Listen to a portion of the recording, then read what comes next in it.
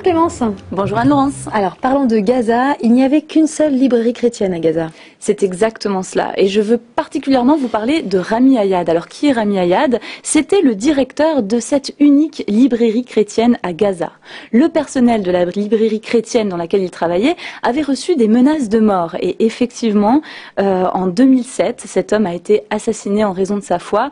On ne sait pas exactement par qui. Ce que l'on sait, c'est que cette librairie avait reçu des menaces de la part d'extrémistes islamistes. Et cela a été un coup dur pour la petite communauté chrétienne de Gaza et une terrible épreuve pour sa femme qui est devenue veuve du jour au lendemain. Elle était enceinte et elle avait en charge 2 enfants.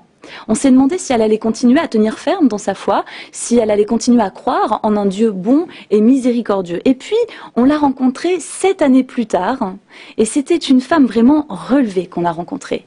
Son processus de pardon a duré 5 années. Et comment a-t-elle réussi à pardonner aux agresseurs de son mari? Eh bien, avec la Bible et du temps. Elle nous a expliqué que c'est avec un verset de la Bible, donc un verset qui vient du livre de l'Ecclésiaste, qu'il dit « Il y a un temps pour naître et un temps pour mourir ». Voilà ce qui lui a permis d'accepter la mort prématurée de son mari. Et je vous propose donc de l'écouter. Je vais vous la traduire en direct.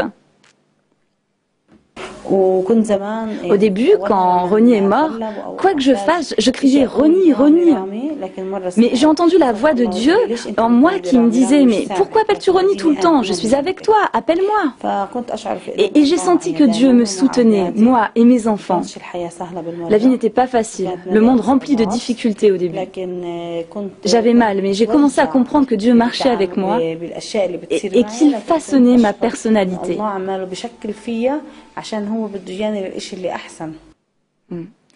Aujourd'hui, Pauline n'est pas une femme désespérée et elle s'est même servie de son histoire pour encourager des femmes chrétiennes qui sont veuves. Ensemble, elles étudient l'histoire des femmes veuves dans la Bible et certaines d'entre elles se sont même rapprochées de Dieu. Ça fait penser à une citation d'une autre femme veuve qui a vécu une situation similaire, qui disait « L'absence de pardon est comme un poison mortel ». Merci Clémence. Merci beaucoup Anne-Laurence.